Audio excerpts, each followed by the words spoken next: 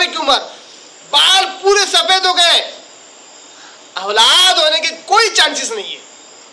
इतना ही नहीं, आयत नंबर 5 में कहते हैं इन्नी खिफ्तुल मवाली मिन वराई, अल्लाह मुझे एक बात का डर भी है और वो है मेरे खानदान वालों का। इन्नी खिफ्तुल मवाली मिन वराई, अल्लाह मुझे मेरे खानदान वालों का भी डर है। खानदान वालों का क्या डर है? कोई जायदाद, कोई आस्ती, बहुत सारी विरासत थी कि लूट ली जाती। नबी को डर इस बात का होता है कि अल्लाह ने जिस तरह मुझे नबी बनाया और दीन की जिम्मेदारी दी कि दीन की बातों को, दीन की दावत को दूसरों तक पहुंचाऊं, इस काम की जानशीनी लेगा कौन? मेरा ये काम लेकर कौन उठेगा मेरे मरने के बाद? मेरे खानदान में ऐसा कोई है नहीं कि इस जोश और जज्बे के साथ इस काम को लेकर चले। मेरी औलाद होगी तो पूरे हक के साथ उसको दावती काम पर मैं लगा सकता हूँ, क्योंकि अंबिया जो विरासत छोड़ जाते हैं वो इल्म होती है जो अल्लाह की तरफ से वही शुदा होती है। इस इल्म को दूसरों तक पहुंचाने वाला खुद की औलाद बहुत बेहतर और मौजू हो सकती है दूसरों के मुकाबले में। तो कहा अल्लाह मैं मेरे खानदानों से डरता हूँ कि मेरे मरने के बाद फिर वो तौहीद से हिट जाए और फिर वो शिर्क और बिदअतों में मुब्तला हो जाए, फिर तेरे दीन से गुमराह हो जाए। इस बात से अल्लाह मैं मेरे खानदान से डरता हूँ, औलाद की मुझे सख्त जरूरत है अल्लाह। इतना ही नहीं, आगे कहते हैं वकानत इम्रुअती आकिरा, अल्लाह ये सच्चाई भी तुझे मालूम है कि मेरी बीवी बांझ है। वकानत इम्रुअती आकिरा, अल्लाह मेरी बीवी बांझ है। हबली, देखिए ये होता है अपने रब से मांगने का तरीका। सब खोल कर रख दो अपने रब के आगे, सारे पत्ते खोल कर रख दो। आप बोलते ना पत्ते, कुछ दिखाना पड़ता कुछ नहीं दिखाना पड़ता। रब के आगे क्या दिखाना और क्या नहीं दिखाना, क्या शर्माना क्या नहीं शर्माना, रब के आगे खोल कर रख दो। कहा अल्लाह ऐसा और ऐसा है, मैं ऐसा और ऐसा हूं, अब फिर भी तू मुझे बख्श दे। लोग बोलते हैं अरे साहब इतने गुनहगार, रब के आगे हाथ उठाने शर्म आते। बेशरम मर जा, रब के आगे हाथ नहीं उठा सकता तो मर जा। हजार करोड़ गुनाह सही, अपने रब के आगे सारी चीजें रख दो। कहो अल्लाह मैं ऐसा मैं ऐसा मैं ऐसा, अब मेरी दुआ कबूल कर, मुझ पर रहम कर। चाहे कितनी भी मुसीबत आए बंदे पर, कितनी भी नामुमकिनात में अगर फंस जाए, तब भी कहे अल्लाह ये मैं हूं, मैं इन हालात में हूं, ये सारे दरवाजे बंद हो चुके, फिर भी तू मुझे निकाल।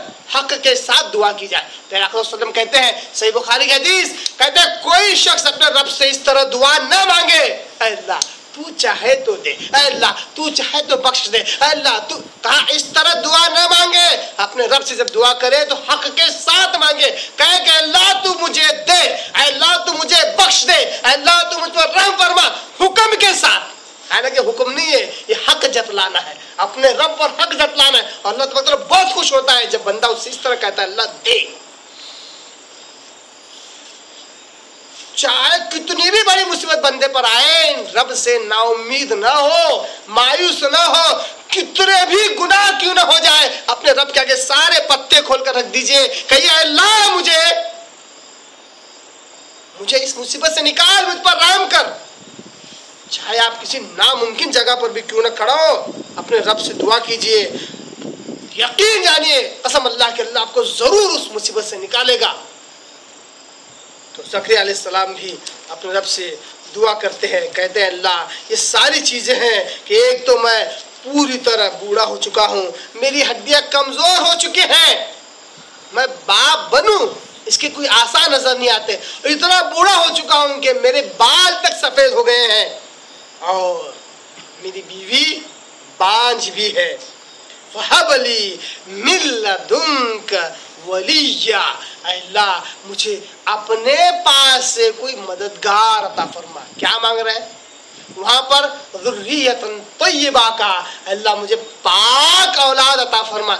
यहाँ पर अपने खानदान का तस्करा किया, अपनी दावत तबलीग का तस्करा किया, तो कहा वलिया, अल्लाह अपने पास एक मददगार अता फरमा। अपने पास से क्यों? कोई जरिया ही नहीं कि जिस जरिए से औलाद मिले, तो कहा अल्लाह अपने पास से अता फरमा।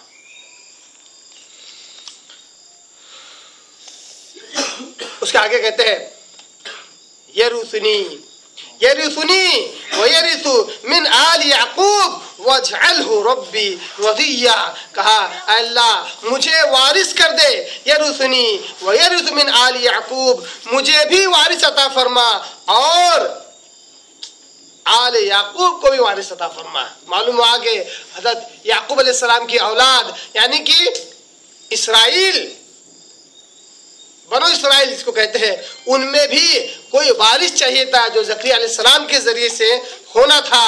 तो कहा कि अल्लाह मुझे भी वारिस अता फरमा, मुझे भी औलाद अता फरमा और आले याकूब की इस क्या कहते हैं इस खानदान को भी तू चला और इन्हें भी एक वारिस अता फरमा। वजअलहु रब्बी रज़िया, इतना ही नहीं, देखिए अभी औलाद हुई भी नहीं और मिलेगी नहीं मिलेगी इसका भी कोई भरोसा, मतलब ये नहीं है, पक्का नहीं हुआ है अभी तक। रब पर भरोसा तो है मगर पक्का नहीं हुआ है। उसी वक्त उस आने वाली औलाद के ताल्लुक से भी दुआ कर रहे हैं, वजअलहु रब्बी रज़िया, अल्लाह जो औलाद तू मुझे दे है मेरे रब, तू उससे राजी भी हो जा। देखिए क्या अंबिया है, कितनी दूर की सोच होती है इनकी। हम तो औलाद पैदा होके बड़ी भी हो जाती है तो उनके लिए दुआ करना तौफीक हमको नसीब नहीं होती है।